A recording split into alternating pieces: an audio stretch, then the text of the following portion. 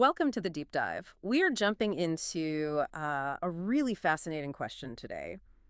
It sort of defines the line between just being a good developer and becoming a truly effective architect. Yeah, it's like that old Chaucer quote, the life's so short, the craft's so long to learn. If software architecture is this really demanding, long craft, Uh-huh. what actually makes an architect competent? Exactly. And they don't operate in a vacuum, right? So what does the organization around them need to do to actually, support them effectively? That's really the heart of what we're digging into, this deep dive. It's all based on a framework that defines architecture competence. It's a structured way to look at all the necessary human bits and the systemic elements you need for, well, consistently high-quality architectures. It kind of forces you to face the reality that architecture isn't purely technical. It's a craft done by humans dealing with other humans, stakeholders, budgets, business pressures, all that stuff. hmm So our mission today is basically to use this framework almost like a roadmap to understand where architects really need to focus their growth. Okay, so where do we start? The source talks about this core idea, the competence triad. Right, the competence triad. Yeah. Individual competence isn't just one thing. It actually rests on these three elements working together: duties, skills, and knowledge. Okay, duty, skills, knowledge. Yeah. And you can sort of picture it visually, maybe.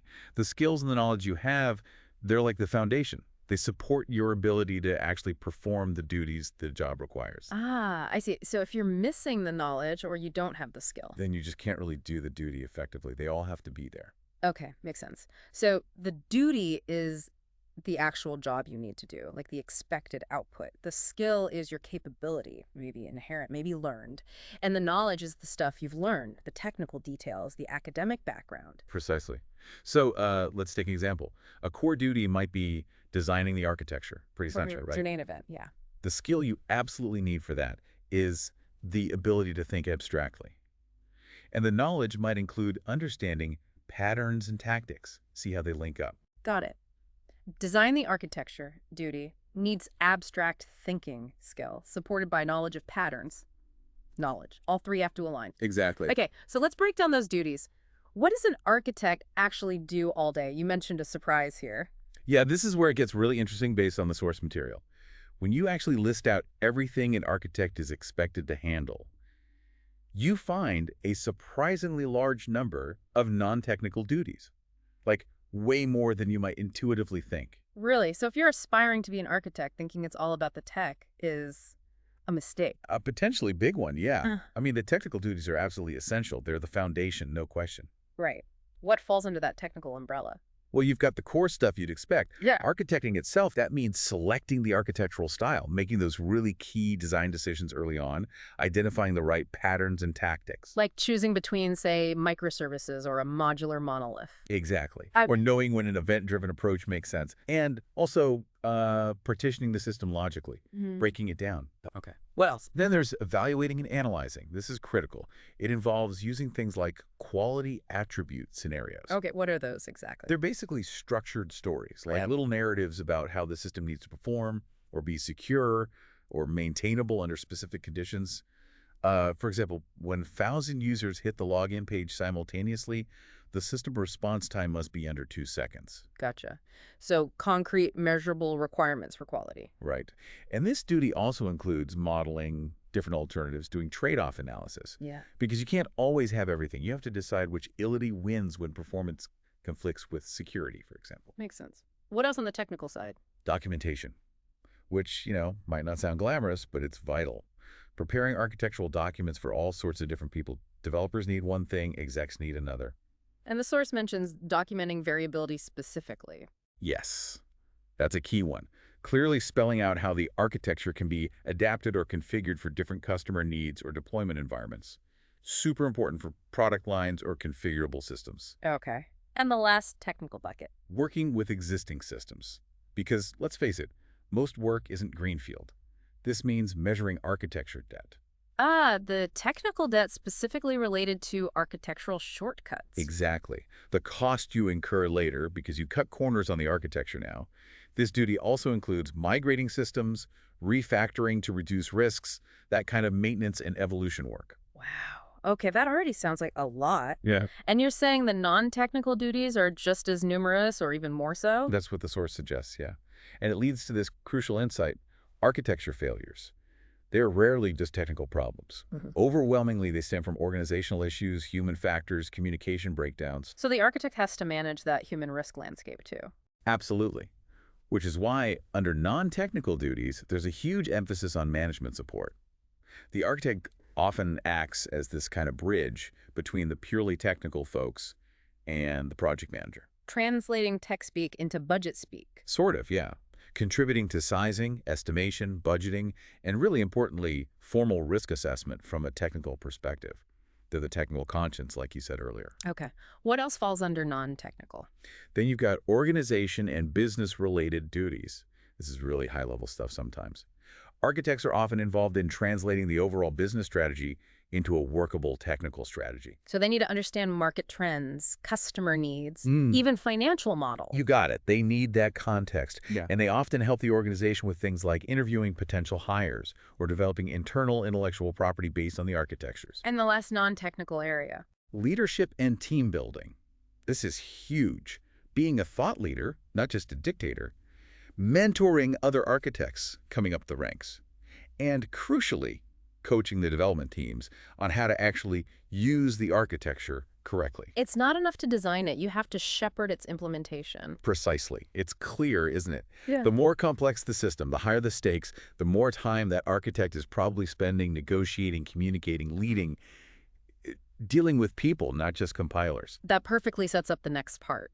The skills and knowledge needed to actually perform all these duties. Right, because given this mix of technical and very human duties, the skills that really matter are the ones that amplify your impact across that whole spectrum. Things like leadership, understanding organizational dynamics, communication. These pop up in certification programs all the time, don't they? They do. Mm. And the source makes an interesting point about communication. It's kind of bifocal. Mm. You need two types. You need strong outward communication.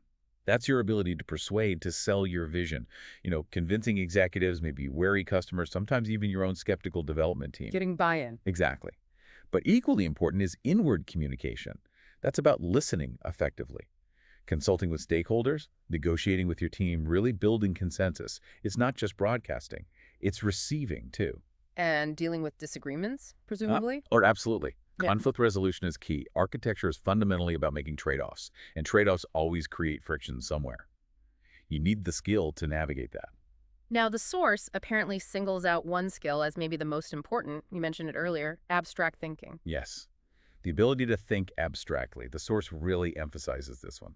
Why is that more crucial than, say, knowing the latest cloud platform inside out? Because abstraction is like the architect's core mental tool.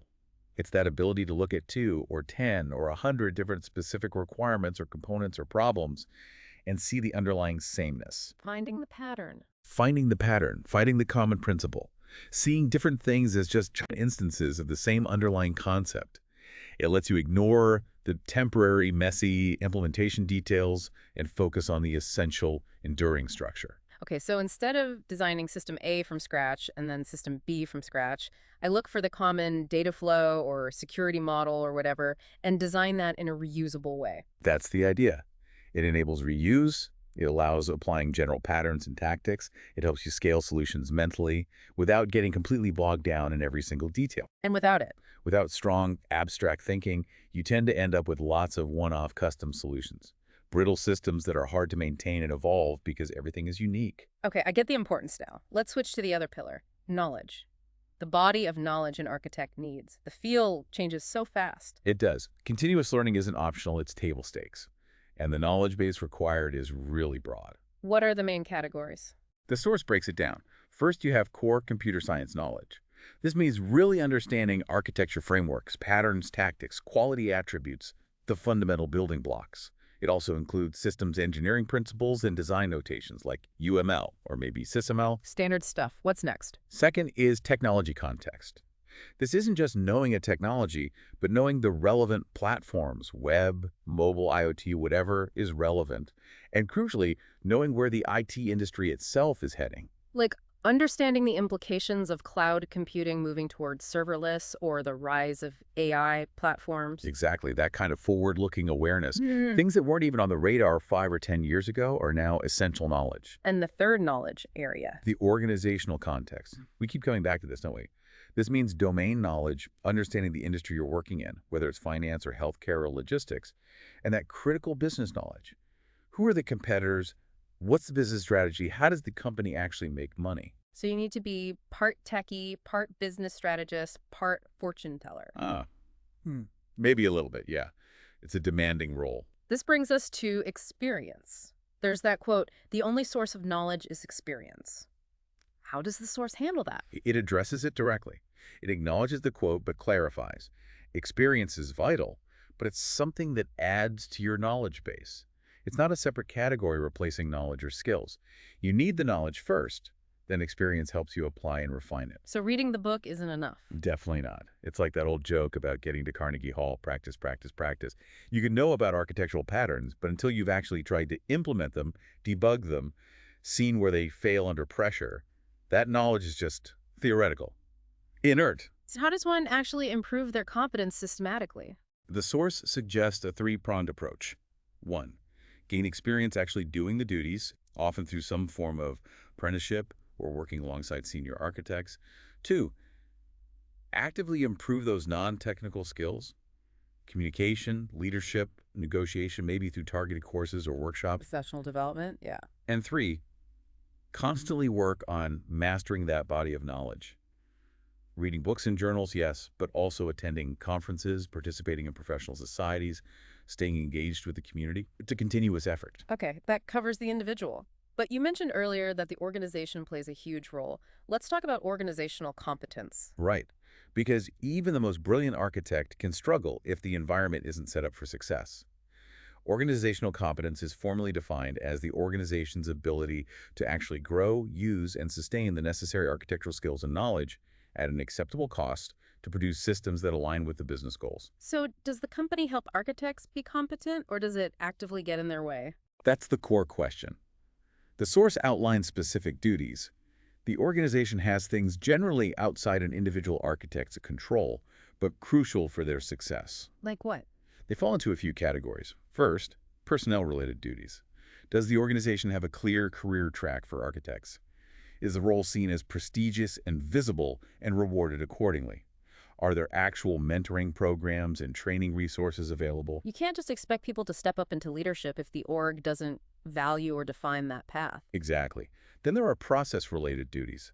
Things like having established architecture review boards or similar quality gates, making sure architecture milestones are actually part of project plans, not an afterthought, and ensuring architects have influence not just at the beginning, but throughout the entire project lifecycle. From idea to deployment and maintenance. Right, not just throwing a design over the wall.